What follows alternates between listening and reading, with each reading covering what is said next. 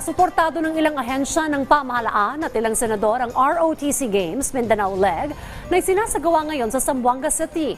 Layunin po ng programa na maibida ang husay at talento ng kabataang Pinoy na pwede ring maging bahagi ng national pool athletes ng bansa.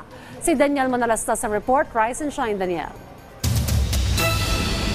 On behalf of the National Organizing Committee of the ROTC Games 2024, we hereby declare officially open. Binuksan na ang Mindanao Leg sa Zamboanga City ng ROTC Games kung saan nasa higit 1,800 cadet athletes ang lumahok mula sa pampubliko at pribadong eskwelahan sa Mindanao. Bahagi pa rin ito ng kampanya ng ilang senador para mabago at mapaganda ang tingin sa ROTC program.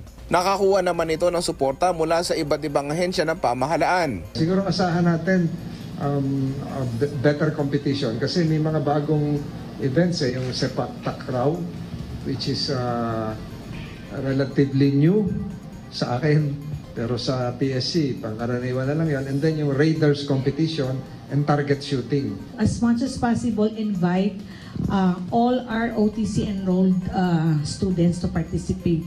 As I mentioned earlier during the opening ceremonies, meron pong aggressive na number of athletes po na tumaas this year as compared po sa nakaraang taon.